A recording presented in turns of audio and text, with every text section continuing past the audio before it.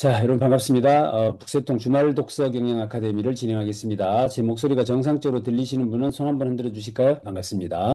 예고해 드렸던 대로 삶의 실력 장자라고 하는 최진석 서강대학교 명예교수님의 책을 가지고 진행을 해보도록 하겠습니다. 책의 부제가 당신의 무게는 얼마인가 이렇게 묻고 있습니다. 여기서 말하는 무게는 체중을 말하는 것은 아닌 걸 아시죠? 당신의 삶의 무게는. 근자에 제가 그 주제를 가지고 저를 생각해 보니까 조금 이렇게 뭐 언짢은 일이 생기면 금세 빠락거리고 조금 불편만 해도 금세 짜증내고 얼마나 솜털같이 가벼운 모습으로 살고 있는지를 다시 한번 이렇게 생각해 보게 하는 그런 부제였던 것 같습니다. 그래서 나의 무게는 얼마나 될까? 그래서 그 가지는 내면의 무게, 내면의 무게를 체중으로 표시해 주면 참 좋겠다. 이래서 아이디어로 그 무게 측정기 이런 걸 하나 만들어 주면 좋겠다는 생각이 들었어요. 장자는 삶과 떨어져 유유자적한 삶이 아니라 현명해지기 위해 부단히 노력하면서 자신을 세상의 틀에 가두지 않고 내면의 발전과 성장을 이룬 자신에게 집중하는 실력 있는 삶을 살았다. 이렇게 하고 있습니다. 다소 지금 배치되는 느낌들을 가지시죠. 우리가 장자, 노자 이러면 뭐 그냥 유유자적하면서 산속에 들어가서 그냥 신선노름이나 하는 뭐 그런 사람들로 인식을 했고 다소 삶을 회피하는 실력이 없는 사람처럼 인식하고 있는 경향도 없지 않아 있죠. 그런데 이분은 우리나라 노장 사상의 대표적인 학자이기 때문에 그렇지 않다라는 이야기를 지금 하시려고 삶의 실력이라고 하는 말에서 이 실력이라는 말은 사실은 이 장자나 노자 사상과는 조금 거리가 있어 보이게 느껴지잖아요. 그런데 지금 책 제목을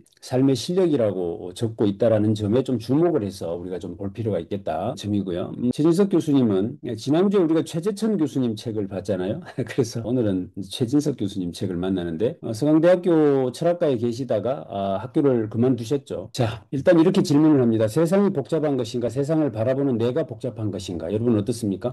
세상이 복잡한 것 같습니까? 세상을 바라보는 내가 복잡한 것 같습니다. 가만히 생각해 보면 세상이 복잡한 것 같아도 세상은 늘 복잡했던 것 같고요.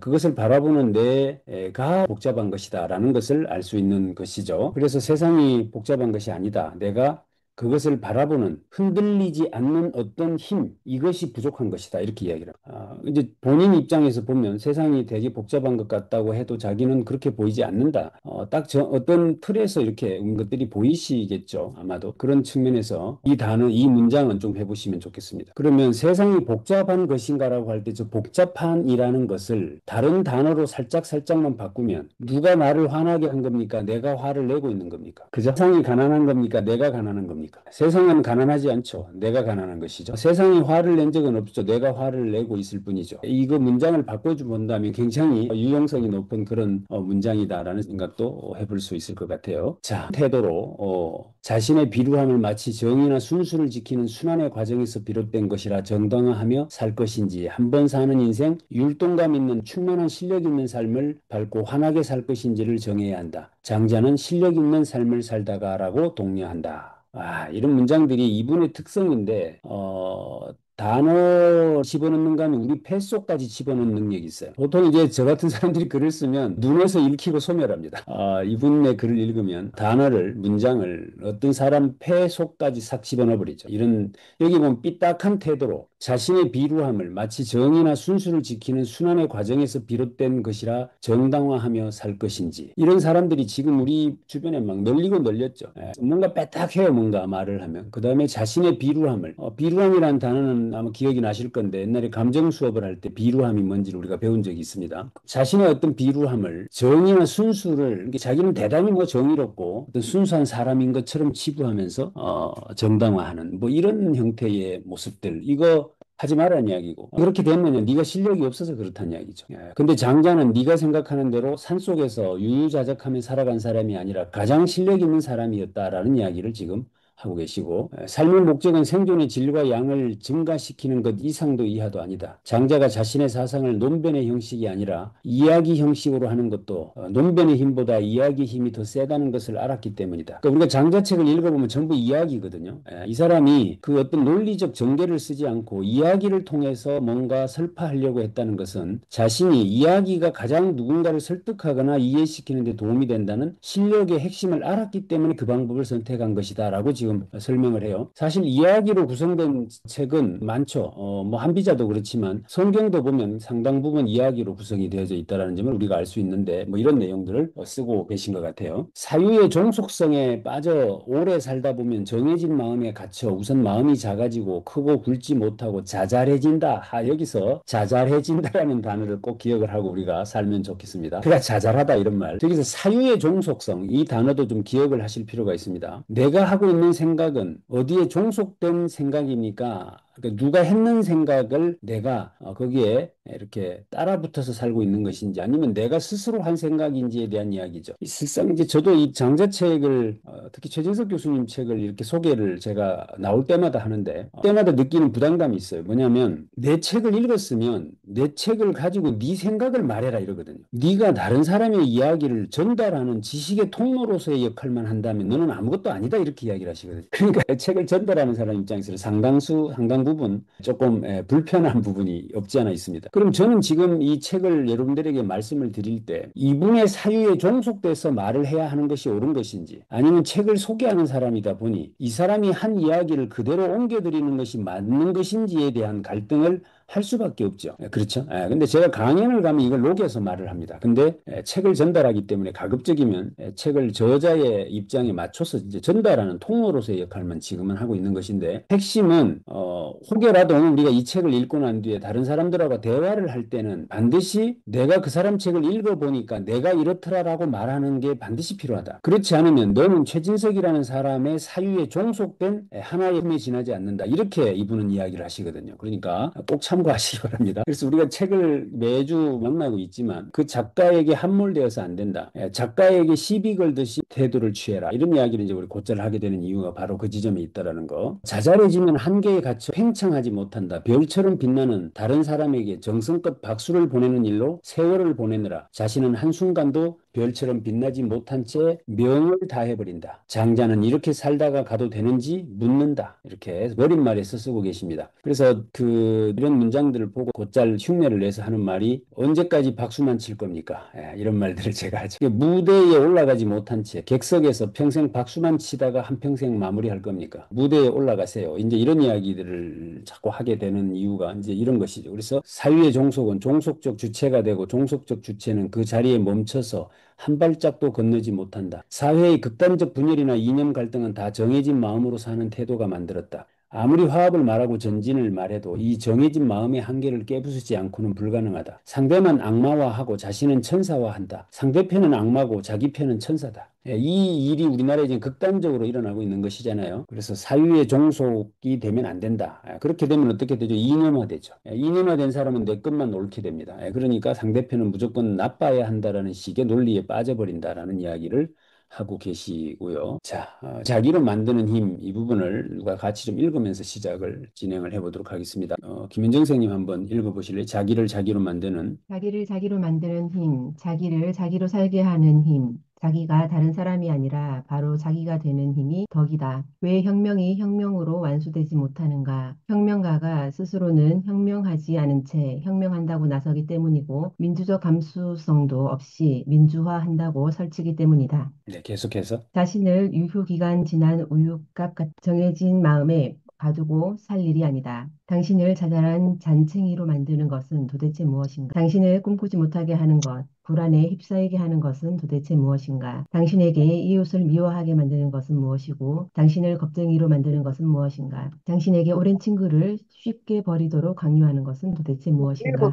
자, 자기를 자기로 만드는 힘, 자기를 자기로 살게 하는 힘, 이게 덕이라고 지금 이야기를 하거든요. 이 덕이라는 이야기를 이제 사실은 공자나 맹자만 덕을 이야기했는 것처럼 이야기하지만 사실 이제 장자도 덕이라고 표현을 했는데 우리가 인이애지라고 하는 것이 이제 공자 사상의 핵심 사상이죠. 그 인이애지를 가지려고 부단히 노력하며 살아가는 것. 그럼 그 인이애지를 쫓아가게 하는 힘, 그 힘의 원천을 우리는 이제 덕이라고 말하거든요. 공자는. 그래서 여기서도 보면 자기가 다른 사람이 아니라 자기가 되는 힘. 그러니까 인이애지 어떤 본성적 덕성을 갖춘 사람이 이제 자기죠.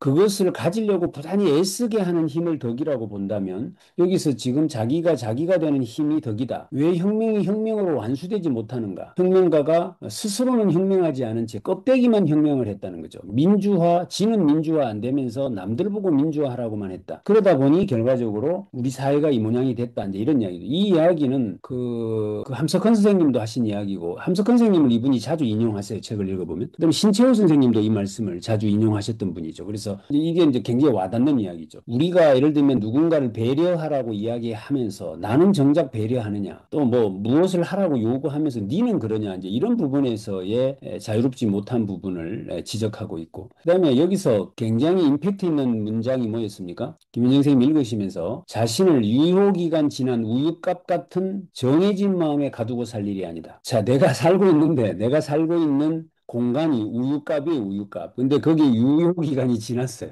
그 속에 갇혀서 살아가고 있는 네 모습 이야기를 하는데 머리 한 방 맞은 것 같은 느낌이 들지 않았나요? 저는 사실 그랬습니다. 그래서 내가 유효기간 지난 우유값 같은 곳에 갇혀 살면서 그 자잘한 마음으로 살아가고 있는 나, 이런 생각을 해보니까 얼마나 이게 임팩트 있는 문장인지 여러분들 아마 실감하시리라고 생각을 합니다. 당신을 꿈꾸지 못하게 하는 것, 불안에 휩싸이게 하는 것은 도대체 무엇인가? 당신의 이웃을 미워하게 만드는 것은 무엇이고, 당신을 겁쟁이로 만드는 것은 무엇인가? 당신에게 오랜 친구를 쉽게 버리도록 강요하는 것은 도대체 무엇인가? 라고 묻습니다. 여기에 한번 답을 해보는 그런 하루가 되면 좋겠다라는 바람도 가져봅니다. 제가 늘 말씀드리지만 조금 어렵고 난이도 있는 책들은 머릿말을 꼼꼼히 읽으면 그 뒤에 내용들이 훨씬 쉽게 이해가 됩니다. 그래서 지금 머릿말을 제가 조금 꼭꼭 씹어드리고 있는 편인데 그렇게 이해를 하시면 좋겠습니다. 우리 흔히 지덕체라고 한다. 아니다. 채덕지다. 진선미라고 한다. 아니다. 미선진이다. 이렇게 말합니다. 정해진 마음에 갇혀 시비선악의 판단이 습관화된 병은 시비선악을 나누는 기준으로 고칠 수 없다. 술병을 술로 고칠 수 없는 것과 같다. 장자는 한 단계 올라서야 한다고 말한다. 이런 의미에서 우리는 우선 서둘러서 아름다움에 눈을 떠야 한다. 진과 선의 차원에서 살던 삶을 미의 차원으로 끌어올려야 한다. 이게 대단한 이야기입니다. 그래서 이게 우리는 진선미라고 하는 거죠. 진, 선. 그러니까 무엇이 옳으냐 그르냐, 무엇이 착하냐 나쁘냐, 무엇이 맞냐 틀리냐, 이것에 매몰되어서 살아간다는 것이죠. 그러니까 이것은 뭐 어떤 문제가 이제 니께 맞으면 내 건 틀리죠. 그러니까 답이 없다는 이야기가 돼요. 끝없이 논쟁에 휘말린다는 것이죠. 그러니까 그것을 우선하지 말고 미를 앞에 내고서 미선진이라고 해라. 자, 그러면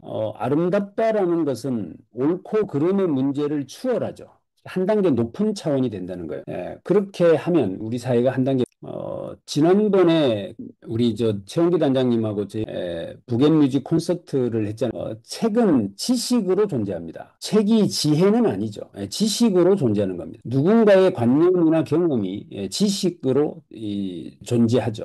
근데 이것은 옳고 그름이냐 문제죠. 그런데 여기에 음악을 갖다가 얹으면 이것이 어떻게 되죠? 아름다워지죠. 그러니까 제가 계속 북앤뮤직을 계속 이렇게 생각을 하는 이유가, 책이 누군가의 지식으로만, 지식 덩어리, 그것도 이미 유효기가 지나버린 어떤 것으로 존재하고 있는 것을 가져다가 내가 행동을 통해서 지혜화 시켜야 하는 프로세스가 필요한데 이것이 행동으로 못 가죠. 그렇게 되면 그냥 지식 덩어리만 자꾸 머릿속에 집어넣는 결과가 생깁니다. 그러면 이제 우리는 남의 똥덩어리를 머릿속에 자꾸 집어넣는 일밖에 안 생기기 때문에 이게 이제 참 안타까운 지점이죠. 그래서 여기에 아름다움을 좀 더해서 가져가면 좋겠다라는 생각을 이제 자꾸 하게 되는 것이어서 지난주에 오셨던 분들은 아마 그런 것들을 조금 느끼셨으리라는 생각을 해봅니다. 일단은 지덕체가 아니라 체덕지다. 그러니까 지와 덕이 우선이 아니라 체력이, 건강이 더 우선이다라는 것인 것처럼 진선미가 아니라 미선진이다. 그래서 이건 이제 우리 생활 속에 적용하면 어떻게 되죠?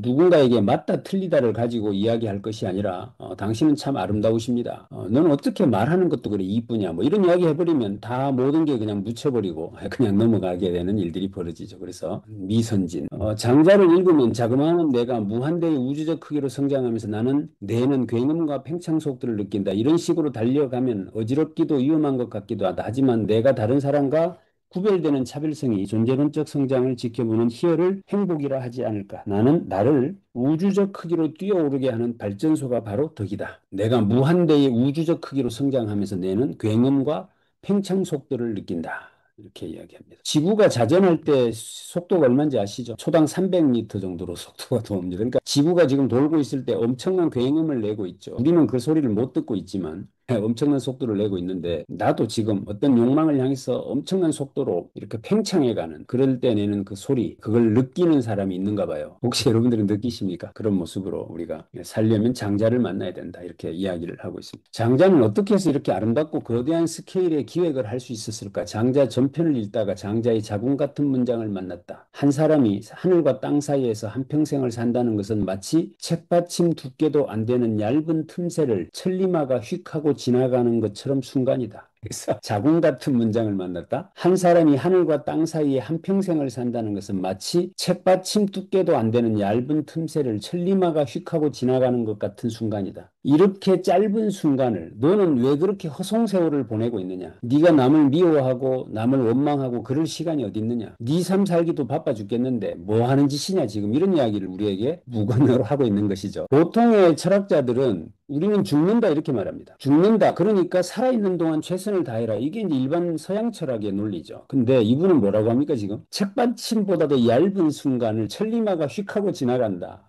뭐 하냐니 지금 이런 이야기를 합니다. 그래서 훨씬 더 강렬한 어떤 힘을 우리에게 주고 있다라는 생각을 해볼 수가 있습니다.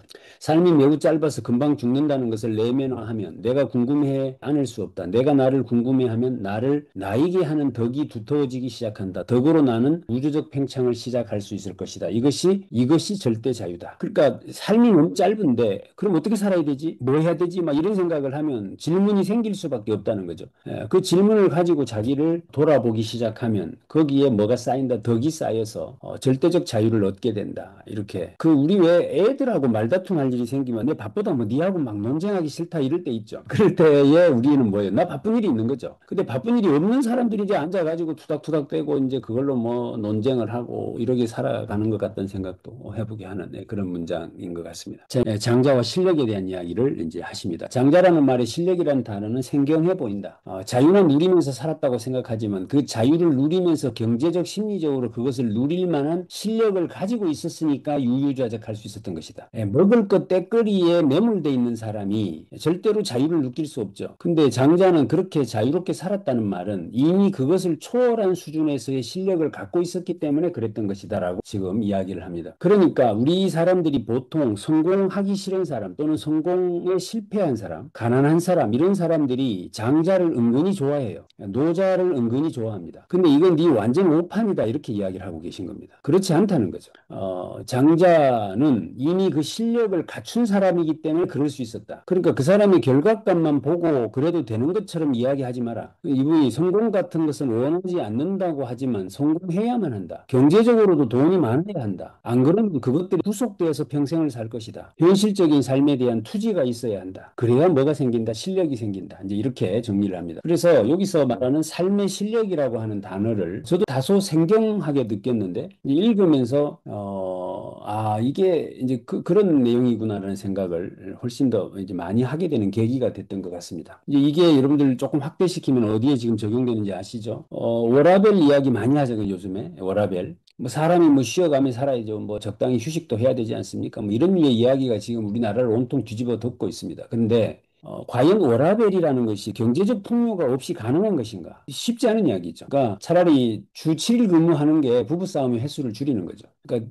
집에 주 4일 근무하고 앉아있으면 3일간 뭔 이야기 할 겁니까? 먹을 것도 없고 뭐 마실 것도 없는데 그 앉아가지고 맨날 싸우게 되죠. 그러니까 실력이 뒷받침되지 않는 상태에서 워라밸은 오히려 그 행복감을 떨어뜨릴 수 있다라는 점도 틀린 말은 아니겠다. 이분이 무소유에 대한 이야기를 하십니다. 무소유란 세상을 내가 정한 대로 세상을 보는 것이 아니라 있는 그대로 보는 것이다. 아무것도 가지지 않는 것처럼 해석하지 마라. 그게 아니다. 이렇게 이야기를 합니다.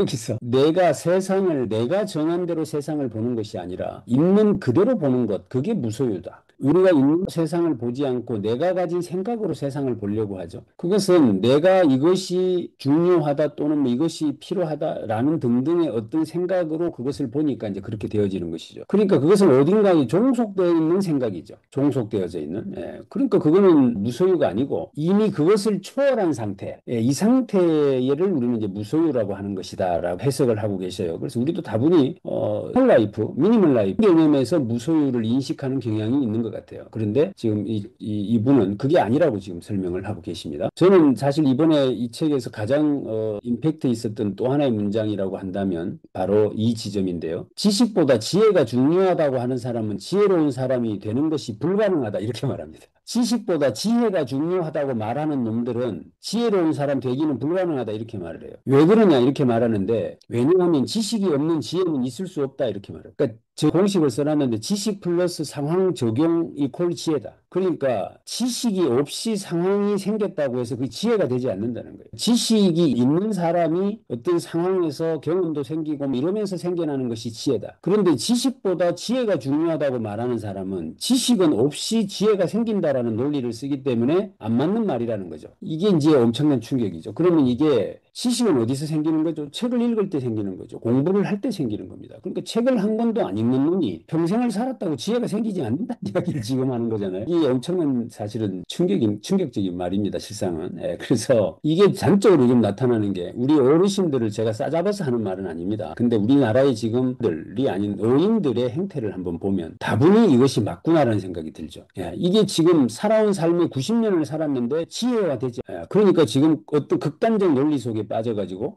많죠 사실은. 이게 에리함이구나 이 생각을 저는 했던 것입니다. 그래서 지식이 없이는 지혜가 생길 수 없다. 그래서 밑에 뭐라고 써놨는가 하면 탐욕스러울 정도로 지식욕을 가지고 야망과 포부를 갈구해야 한다. 지식이 상황에 적절하게 적용되는 것이 지혜다. 이렇게 말하고 있습니다. 그래서 탐욕스러울 정도로 지식욕을 가져라. 자, 우리 북새통 주말독서 경영 아카데미에 참여하신 여러분들 어떻습니까? 탐욕스러울 만큼 지식욕을 갖고 계십니까?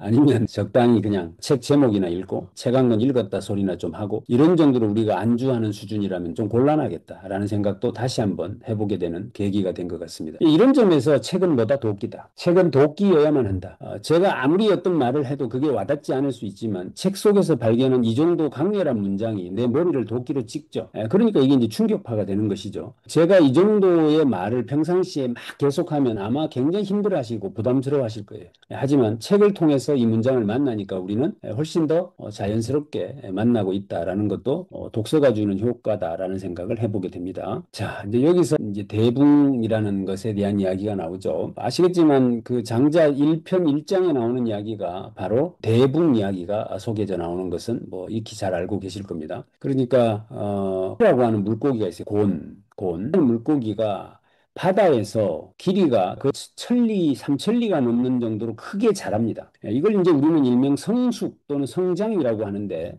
이 성장의 완성 단계에 있던 이 곤이라는 물고기가 어느 날 갑자기 하늘을 날아야 되겠다는 꿈을 꿔요. 그러면 그 엄청난 물고기가 하늘을 날려면 그냥 날 수 있는 게 아니잖아요. 여기에 회오리 바람이 붑니다. 그 회오리 바람이 부는 틈을 타서 거기에 올라타요 물고기가. 그래서 하늘을 날게 되면서 이놈이 대붕됩니다. 그렇게 해가지고 날개짓 한 번에 9만리를 날아가고 그렇게 하면서 매일같이 남쪽을 향해 날아가는 이 모습이 장자의 소개가 되어지거든요. 제가 어디 뭐 리더십을 강의하려고 하면 항상 이제 하는 강의가 이 대목인데 너는 지금 바다에서 충분히 더 이상 성장할 데가 없을 만큼 성장했느냐에 대한 물음을 우리에게 던지죠. 그것까지 성장을 못한 사람은 그것까지 성장하는 게 일단 완수돼야 돼요. 근데 대부분 고래라고 표현을 한다면 고래가 되기는커녕 그냥 고등어 정도로 성장을 하면 거기에 만족을 하고 그냥 살아가죠. 성장을 거기서 멈춰버립니다. 아이고 뭐 이만하면 됐지 뭐 이러면서 살죠 이제. 근데 거기서 끝까지 성장을 해서 돼야 되는 거죠. 바다에서는 더 이상 어떤 것도 근접할 수 없는 절대적인 위치까지 갑니다. 근데 거기에 갖는 사람이 거기서 만족하는 게 아니고 또다시 하늘을 날겠다는 욕망을 꿈꾼다. 이게 이제 장자 1 제일 첫 페이지에 나오는 내용이라는 이야기를 지금 소개하고 계신 거죠. 그래서 대붕이 되겠다는 욕망을 가져라. 그래야 현실적 성취도 되고 지혜로워지는 것이다. 장자는 책도 안 읽은 사람인 줄 아는데 그것이 아니라 당대 가장 많이 아는 사람이었다고 생각하는데 그렇지 않았다. 자기 마음속에 정해진 장자로 장자를 읽으면 곤란하다. 노자가 무의라는 것을 강조하는데 아무것도 안 한다고 생각한다. 그런데 노자를 보면 무의 다음에 바로 나오는 말이 무의 다음에 무의라는 무이라는 단어의 다음에 나오는 말이 바로 무이하면 안 되는 일이 없다라고 하고 그 다음에 나오는 말이 취천하다. 즉 무이를 하면 취천하한다. 취천하 즉 천하를 가지게 된다. 라는 말을 하고 있다. 즉, 이 말은 되는 방법을 가르치고 있다. 그런데 그걸 못 알아먹고 무의라고 하니까 그냥 놀고 먹고 이런 것을 무의라고 생각하면 니는 아무것도 모르는 사람이다. 이 말을 지금 하고 계신 거죠. 그러니까 무의하면 안 되는 일이 없다라고 노자에 나온다. 안 되는 일이 없다라는 뭐 모든 일이 다 된다는 뜻이죠. 그 다음에 무의해서 안 되는 일이 없고 그 다음에 나오는 말이 취천하라는 말이 나온다는 거예요. 취천하는 천하를 내가 가지게 되는 걸 취천하라고 하니까 이건 곧 왕이 되는 방법을 말하는 것이다. 그러니까 노자나 장자가 말하는 무의나 무소유라는 단어를 아무것도 안 하는 것으로 생각하면 너는 한참 하수다 뭐 이런 식의 이야기를 지금 하고 계십니다. 속에라도 이런 생각으로 접근하고 있었다면 이걸 빨리 우리가 오늘 이번에 이걸 좀 떨쳐야 되겠다라는 생각을 해봅니다. 실제 그렇죠. 한 사람이 토론회 할 때도 보면 훨씬 더 여유가 있죠. 그런 사람들이 결국에는 천하를 가지게 되는 것 같고 그런 맥락에서 자 어떻게 좀 이렇게 와 닿으십니까? 책이 지금 우리가 지난번 최재청 교수님의 양심이라는 책을 만났죠. 전에는 넥서스라는 책을 만났고요. 책 제목을 한번 이렇게 스토리로 맥락을 한번 만들어 보시는 것도 저는 좋다고 생각을 합니다. 그래서 넥서스라는 것은 우리 사회가 절대로 자정장치를 갖춰야 한다는 이야기를 했었고 그 자정장치가 뭐냐라고 말하면 결국에 도덕과 윤리고 도덕과 윤리의 내면에 있는 것을 우리가 양심이라고 본다면 최재천 교수님은 양심을 이야기하신 겁니다. 그런데 그 양심이라고 하는 말을 결국엔 조금 더 구체화시킨 사람이 철학적으로 보면 장자거든요. 그러니까 이제 나중에 가면 최진석 교수님도 양심이라고 하는 것에 대해서 아주 명쾌하게 정리를 하십니다. 그래서 이런 맥락을 가지고 이렇게 좀 보시면 좋겠다. 장자의 우주적 시선, 절성기지와 만리백배, 밀리백배. 절성기지는 성이 되려는 마음이나 지혜로운 자가 되려는 것을 하지 마라. 그러면 밀리백배, 즉 국부가 100배가 증가한다고 적혀 있다. 노장 사상은 매우 현실적인 내용이다. 그러니까 밀리의 100배가 되게 하는 마음, 이것은 어떤 성이 되려는 마음, 이것을 절성기지는 성이 되려는 마음이나 지혜로운 자가 되려는 것을 하지 마라. 그러면 밀리백배가 된다. 그러니까 성을 추구하는 마음을 가져라. 우주적 팽창, 장자를 읽으면 우주적 크기로 팽창하고 굉음과 팽창 속도를 느낀다. 시선의 높이 중 가장 높은 것은 우주적 시선이다. 장자 소유위에 나오는 우주 북쪽에 사는 대붕 이야기가 회오리 바람이 새가 날아올라 삼천리를 날아간다. 사실 이쪽을 가장 제가 볼 때 잘 설명하시는 분이 우리나라 철학자 중에는 제가 볼 때 강신주 박사인데 자 한번 우리가 다시 한번 생각을 좀 해봅시다. 제가 사회에 판검사가 되었다. 교수가 되었다. 나름대로 사회적으로 인정받는 어떤 위치에 올라가신 분들 그 사람들이 그 자리에 올라가서 더 이상 노력하지 않아요. 그것만 누리면서 그냥 살아갑니다. 그죠? 그 모습을 지금 이야기한다고 보시면 돼요. 그러니까 성장을 해서 더 이상 자기를 공격할 물고기가 없어요. 아무 때나 마음만 먹으면 있는 다 잡아먹고 살아도 돼요. 그렇게 편하게 살 수 있는 위치에 있음에도 불구하고 다시 하늘을 날겠다는 욕망을 꿈꾸는 그래서 기꺼이 부흥이 되는 그 이야기를 적어놓고 있는 것이죠. 그러니까 네가 지금 어떤 것에 안주하지 말라는 겁니다. 네가 이만하면 됐지라는 생각을 하지 말고 거기서 한 단계 더 높이 뛰어오르려고 애써라 이런 이야기가 되겠고 자 그러면 물속에 사는 물고기는 그것도 가장 큰 곤이라는 물고기는 더 이상 애쓰지 않아도 돼요. 그죠? 거기 있는 잔챙이들 잡아먹고 살면 되니까 고생 안 해도 되죠. 근데 이것이 새가 되어서 하늘을 날겠다고 생각하는 순간 어떤 일이 벌어지죠? 새는 끝없이 공기하고 저항에 맞닥뜨려야 돼요. 공기 저항 없이 하늘을 날 수가 없습니다. 그러니까 계속해서 또 다른 시련을 만나게 되고 또 어쩌면 그래도 날개짓 한 번에 삼천리를 날아도 날개짓을 계속 해야 되는 거죠. 그러니까 또다시 고달픈 삶이 계속되는 겁니다. 하지만 기꺼이 부흥이 되겠다고 마음을 먹죠. 그래서 하늘을 날면서 자기가 지금까지 경험해 보지 못한 또 다른 세상을 내려다보게 됩니다. 바다에서나 살 때는 물속만 보고 살았지만 하늘을 나는 순간 또 다른 경지의 세상을 내려다보는 이 삶을 살아가게 되는 것이죠. 이게 이제 삶이고 이게 인생이라는 이야기를 지금 하는 거죠. 근데 여기는 메시지를 여러 가지를 담고 있습니다. 네가 현재 거기에 안주하려고 하지 마라. 또 다른 세상의 욕망을 꿈꿔라. 그 욕망을 꿈꾸는 과정에 여러 가지 시련이 또다시 생긴다. 공기 저항도 맞닥뜨려야 되고 거기다 제일 또 힘든 게 뭐죠? 그 공이 부흥이 되어가지고 하늘을 날고 있는데 그 옆에 날아가는 비둘기나 참새 이런 것들이 이제 그 부흥 보고 이렇게 말을 합니다. 넌 미쳤네. 저 밑에서 편안하게 살지 뭐 한다고 하늘을 날면서 이렇게 공기 저항을 맞아가며 생요란을 떠냐? 라고 한다는 거죠. 그때 그 붕은 대답을 하는 겁니까? 붕은. 그 참새가 하는 소리에 연연하지 않는다는 거예요. 거기서 나온 유명한 말이 참새가 어찌 부의 뜻을 알리요. 이 말이 이제 거기서 나온 거죠. 그러니까 지금 내가 어떤 새로운 목표를 향해서 열심히 살아가고 있는 겁니다, 지금. 배가 고파서 사는 게 아니고 내 이상과 꿈을 향해서 열심히 달려가고 있는데 주변 사람들이 너 왜 그래 미친 거 아니야 좀 쉬엄쉬엄 해 주 4일 근무도 해야 되지 뭐 이런 이야기 하면 거기에 일일이 대응하지 않는다는 거죠. 참새인 네가 내 뜻을 어찌 알리요. 이제 이렇게 하는 그 어떤 담대함이 생겨난다. 이제 이런 이야기여서 곤과 붕의 이야기는 굉장히 이제 적용할 부분이 굉장히 많다. 이렇게 볼 수 있습니다. 그래서 여기서 지금 하는 이야기가 우주적 팽창입니다. 우주적 팽창. 팽창하고 경연과 팽창 속도를 느끼고 시선의 높이 중 가장 높은 것이 우주적 시선이다. 장자 소유에 나오는 우주 북쪽에 사는 대북 이야기. 이게 이제 회오리 바람이라는 게 저는 좀 어떻게 해석을 해야 되냐 이렇게 보는데 아까 말씀드린 대로 고온이 붕이 되려면 그 큰 덩치가 하늘을 날 수가 없잖아요. 뛰어오를 수가 없잖아요. 그러니까 회오리 바람이 불 때 거기에 올라타야 되는 거예요. 그러면 그 회오리 바람이 불 때를 기다려야 되고요. 거기 올라왔을 때 순발력 있게 올라타야 될 거 아닙니까? 이게 이제 우리가 말하는 준비된 자이면서 기회를 포착하는 능력이죠. 그러면 회오리 바람이 불어야 될 거 아닙니까? 이거는 우리가 말하면 운칠기삼이라는 이야기, 바로 운도 작용한다는 이야기가 될 수도 있다는 생각이 들어요. 그 회오리 바람이 준비 시커덕 했는데 한 번도 안 불면 어떡합니까? 안 불리는 없겠지만 그 회오리 바람이 불었을 때 올라타는 그 힘이 있어야 하고, 그 힘은 어디서 나오죠? 내가 반드시 하늘을 날아버리고 말겠다라는 강렬한 욕망에서 나온다고 볼 수 있겠죠. 이런 이야기들을 쭉 책에 녹여내고 계신 것 같아요. 장자와 시간에 대한 이야기들을 쭉 이렇게 또 풀어내시는데, 이제 이분이 반야심경으로도 아주 정통하신 분이죠. 나중에 한번 반야심경 이분이 쓰신 그 길을 건너면가 책 제목이 그런데 그 책을 한번 만나보면 나름 굉장히 또 깊이가 있으신 분이십니다. 도덕경이나 반야심경은 이 세상이 어떻게 되어 있다만 보여준다.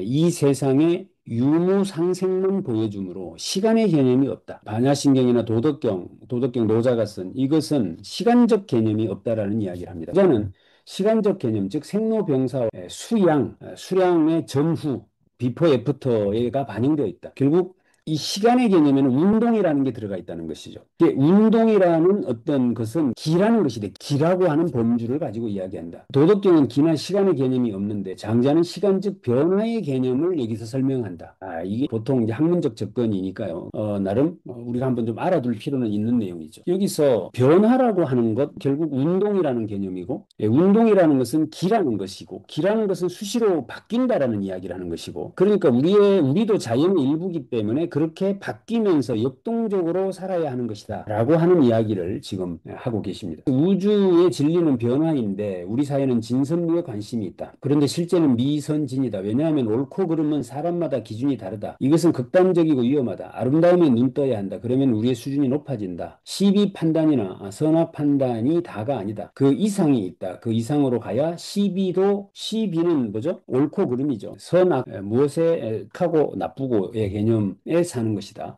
장자는 그것을 말하고 있다. 진과 선은 반드시 옳고 그름이냐라는 상대성을 갖고 있기 때문에 논쟁에 휩싸이게 된다는 거죠. 거기에 내가 함몰돼 버리면 나는 어느 한쪽 편에 서게 되고 그렇게 되는 순간 나는 거기에 사로잡히게 되죠. 그렇지 않습니까? 그런데 미라고 하는 것은 그것을 한 단계 추월한 개념이다. 라고 이야기를 하고 있습니다. 이제 니체, 서양 철학의 니체도 이제 하시는데, 니체도 선한 세상, 악한 세상은 없다. 다만 선하게 보는 사람, 악하게 보는 사람만 있다라고 말했다. 그러니까 서양 철학에도 이 말을 그대로 한다. 이제 이야기를 하고 계신 거죠. 이게 이제 앞에서 뭐라 그랬죠? 세상이 복잡한 겁니까? 내가 복잡한 겁니까? 그 니체도 선한 세상, 악한 세상은 없다. 선하게 보는 놈만 있고 악하게 보는 놈만 있는 것이다. 이제 이야기를 했다는 것이죠. 우리는 흔히 영향을 받았다라고 말하면 받는 쪽이 수준이 낮은 것처럼 생각한다. 서양 철학이 동양 철학의 영향을 받았다는 말은 철학은 동양 철학을 받아들였지만 그것에 흡수된 것이 아니라 자기들을 더 강화시키는 데 사용했다. 이게 이제 니체가 동양 철학의 영향을 받았다 이렇게 말을 하지만 니체는 그럼 우리는 영받았다 이러면 우리가 지금 그런 게 대표적인 게 일본이죠. 일본이 우리나라 백제 문화를 가져다가 저리 됐다라고 하면서 우리는 약간의 우월감을 가지죠. 이게 이제 뭐냐면 영향을 받았다라고 하면 영향을 받은 쪽이 뭔가 열등한 것처럼 생각한다는 거죠. 근데 서양 철학이 위대하냐 하면 동양 철학을 그대로 뺏긴 게 아니라는 거예요. 그걸 가져다가 자기 것을 더 좋게 썼기 때문에 서양 철학자들이 위대한 것이다라고 지금 설명을 하고 계신 것이죠. 그래서 흡수된 것이 아니다. 이제 이 이야기는 아마 탁월한 사유의 시선을 읽게 되면 굉장히 강조하시는 분이죠. 뭐라고 하죠? 우리나라에 철학자는 많지만 우리나라에 철학은 없다 이런 말을 하죠. 그러니까 뭐 괴테가 이런 말을 했니 뭐 누가 이런 말을 했니라고 떠드는 사람, 그 말을 옮겨서 입으로 뱉어내는 사람들은 많지만 그것을 가져다가 우리 것으로 만든 놈은 없다는 거예요. 이게 이제 우리나라에 철학이 없다라는 이야기를 이제 하시는데 그 이야기가 이제 같은 맥락에서 이분이 하시고 계시고 장자책에서 소요위에 나오는 가장 핵심적인 것을 작회라고 합니다. 스스로 기쁜 것, 이 작회의 의미를 이제 설명을 하기 시작합니다. 그래서 작회는 세상의 시선이나 기준이 아니라 존재 자체에서 오는 자유로운 기쁨과 만족, 이것을 작회라고 한다. 자, 그러면 지금 여러분들은 우리 북새통 주말 독서 경영 아카데미 참여하시면서 스스로 기쁘십니까? 스스로 기쁘십니까? 여기서 책을 한 권 들었다, 내지는 뭐, 그래도 내가 뭐 이랬다, 뭐 이런 어떤 세상의 잣대를 가지고 여기서 기쁨을 찾는 것이 아니라, 내 스스로 여기에 지금 참여하고 있음으로써 이런 이야기를 듣고 있는 내가 기특하고, 그렇게 하고 있는 내가 이쁘고, 예, 이런 모습으로 지금 계시다면, 여러분들이 지금 작회의 상태에 계신 겁니다. 그래서 장자의 수준에 머물러 계신 것이다. 이렇게 볼 수 있겠죠. 자, 작회의 어려움. 작회를 힘들다고 생각하니 안 하게 되니 힘들다. 힘을 써서 일하는 것에 익숙해져 있지 않아서 이 세상 모든 물건은 생각을 가지고 만든다. 그런데 그 물건은 대부분 다른 사람이 만든 것이다. 내가 만든 것이 없다는 것이고 결국 내가 생각한 것이 없다는 것이다. 자, 작회를 하려면 나는 무엇에 기뻐하는 사람인지를 알아야 될 거 아닙니까? 그죠? 남들이 만들어 놓은 기준에 기뻐하고 있으면 나는 작회가 없죠. 그 사람들의 기준으로 기쁜 거니까. 근데 내가 만든 기준으로 기뻐하려면 내가 생각한 뭔가가 있어야 돼요. 그죠? 내가 생각한 어떤 것을 가지려면 에너지가 들어간다는 이야기를 하는 겁니다. 근데 이 사람들은 에너지 쓰는 걸 싫어한다고 말해요. 그러니까 네가 언제 우리는 에너지를 쓰죠? 생각할 때 에너지를 쓰죠. 지금 예를 들어 여기서 지금 작회라고 하는 단어를 오늘 북새통이 끝나고 나면 하루 종일 한번 생각을 해보세요. 그러면 에너지가 계속 들어갈 겁니다. 거기에.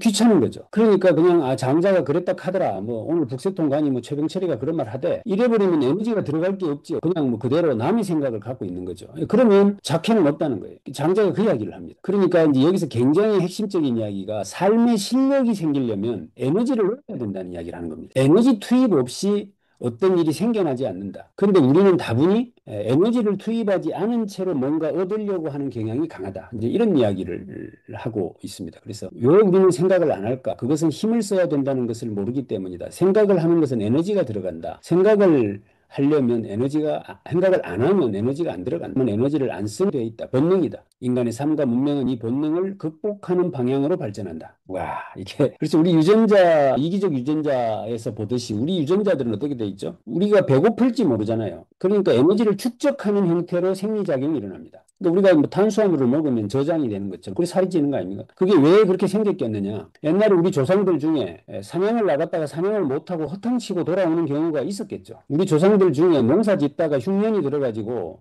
먹을 게 하나도 없었을 때가 있었겠죠. 그러니까 그때를 살아남으려면 에너지를 안 쓰는 방향으로 몸이 유전자가 생겼겠죠. 또는 어쩌다가 용의가 생긴 에너지는 저축을 하려고 하는 경향이 나타나게 된 것이 우리 유전자의 속성이죠. 그게 이제 본성이라고 보는 겁니다. 그러면 이 에너지를 안 쓰는 쪽으로 발달되어 있는 우리의 몸덩어리를 에너지를 쓰는 쪽으로 가져가는 것. 이것이 결국에는 우리의 실력일 것이다라는 이야기를 하는 것이고 그 중에 대표적인 것이 생각이다.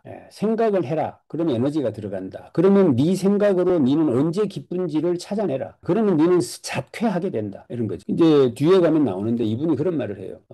교수님은 어떻게 그렇게 공부를 그래 하십니까? 그 나이가 돼도. 이제 그만 적당히 좀 쉬시죠. 뭐 이런 이야기를 많이 듣는데요. 그 공부하는 게 힘들지 않습니까? 이렇게 자기에게 묻는다는 겁니다. 근데 자기는 이런 말을 해요. 나는 하나도 힘이 안 든대. 왜 자꾸 힘들다고 말하냐? 그건 네가 힘든 거지 나는 힘이 안 들다.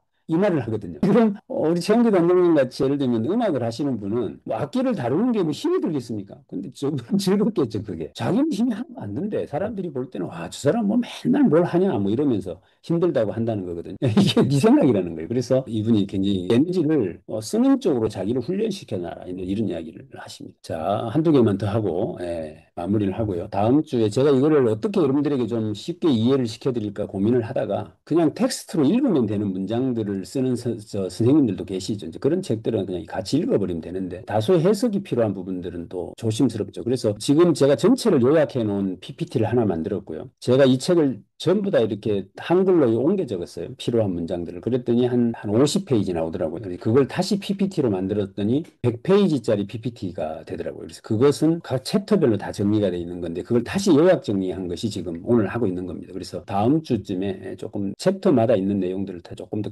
구체적으로 만나보기로 하고 오늘은 요 조절해드리는 수준으로 좀 진행을 이렇게 해보려고 생각을 하고 있습니다. 자, 예술의 차이. 여기에 아주 그냥 머리가 아주 말끔해지는 그런 문장이 소개됩니다. 예능과 예술은 어떻게 다르냐 이렇게 합니다. 예능은 좋아하고 예술은 싫어한다. 왜? 예능은 에너지가 안 들어가고 예술은 에너지가 들어가기 때문이다. 그렇죠? 여러분들 볼게요. 최원기 단장님 오케스트라가 그 연주회를 하잖아요. 거기 갔다 오면 되게 피곤해요. 왜 피곤하죠? 그걸 우리가 이해해야 되잖아요. 모르는 걸 알아야 되잖아요. 신경 써야 되는 거죠. 그러니까 뭐 이렇게 노력을 해야 됩니다. 에너지가 들어가게 됩니다. 그런데 갔다 오면 기쁨이 있어요. 그러니까 기쁨과 에너지가 같이 들어가는 거예요. 그러니까 같이 생겨나는 것이죠. 근데 예능은 안 그렇습니다. 예능은 개인 콘서트를 보는데 거기 막 있으면 없습니다. 정말 좀 미쳤노. 앞뒤도 안 맞는 말을 왜 하지? 막 이래 되잖아요. 그러니까 예능을 볼 때는 에너지가 안 들어갑니다. 그죠? 그러니까 예능은 우리가 좋아하고 예술은 싫어한다 이 말이죠. 그러니까 우리는 뭐에 익숙해져 있다? 에너지를 안 쓰는 쪽에 익숙해져 있다. 이렇게 지금 설명을 하고 계십니다. 그래서 예술은 에너지가 들어가야 되고 그래야 감상도 하고 한다. 에너지 쓰는 훈련을 해야 한다. 힘드냐? 힘듦의 원인은 좋은 줄은 아는데 힘들어서 못하겠다고 말한다. 힘들다고 하느냐? 그것은 힘쓰는 훈련이 안 되어 있어서 그렇다라는 말씀도